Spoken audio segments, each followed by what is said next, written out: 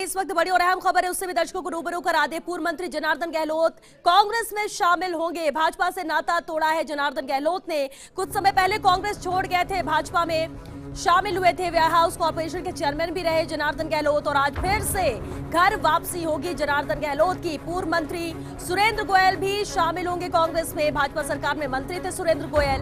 भाजपा ने उनके विधानसभा चुनाव में टिकट काट दी थी, जिसके बाद उनकी नाराजगी थी और आज कांग्रेस का हाथ थामेंगे सुरेंद्र गोयल। रामलीला मैदान में राहुल गांधी की मौजूदगी में कांग्रेस में शामिल होंगे। तो बड़ी और अहम खबर है। जिस तरह से हम निर्दलीय विधायकों की बात कर रहे थे शामिल होने की, लेकिन अब ये बड़ी खबर है जब जनार्दन गहलोत और सुरेंद्र गोयल भी कांग्रेस का दामन थामेंगे। नरेश शर्मा जयपुर से हमारे साथ जुड़ चुके हैं। नरेश, बड़ी खबर है क्योंकि निर्दलीय विधायक तो शामिल हो रहे हैं, लेकिन जनार्दन गहलोत और सुरेंद्र गोयल का शामिल होना कितना अहम रहेगा कांग्रेस के लिए?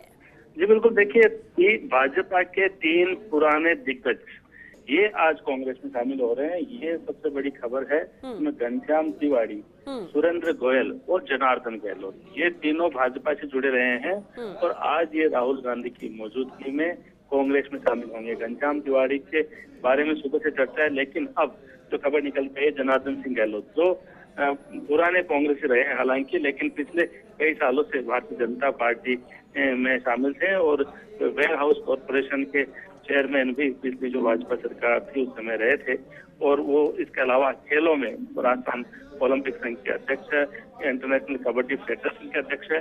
तो जो जनार्दन सिंह गहलोत है वो आज कांग्रेस में शामिल होंगे और माना जा रहा है कि अशोक गहलोत और सचिन पायलट इन्होंने उनसे बात हुई, इसके बाद जो है उन्होंने फैसला किया है। तो एक तरह से कह सकते हैं कि जनार्दन सिंह गहलोत की आज घर वापसी हो रही है। और दूसरी बड़ी खबर सुरेंद्र गोयल जो कई बार चेतारण के विधायक रहे हुए हैं, मंत्री रहे हैं, पिछली बार जलदाय मंत्री थे, इनकी टिकट काटी गई थी और उन्होंने बागी चुनाव लड़ा था लेकिन वो जीत नहीं पाए थे। लेकिन आज उन्होंने भी फैसला किया है कांग्रेस का हाथ थामने का। तो ये बड़ी खबर है। और एक और जो खबर निकल के आ रही है वो है कि बसपा के पदाधिकारी डूंगराम गेडर, इनके भी कांग्रेस में शामिल होने की चर्चा है और औपचारिक रूप से शाम को ऐलान हो जाएगा।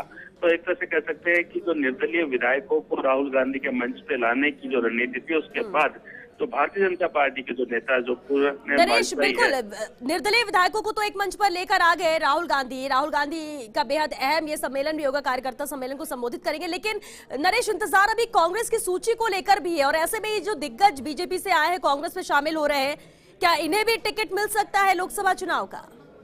देखिए, जितने भी ये नेता आ रहे हैं, इन्होंने बिना शर्त जो है वो कांग्रेस में आने की हाँ भरी। और जैसे घनश्याम तिवारी ने भी पहले सुबह इनकार किया था कि वो कोई चुनाव नहीं लड़ेंगे।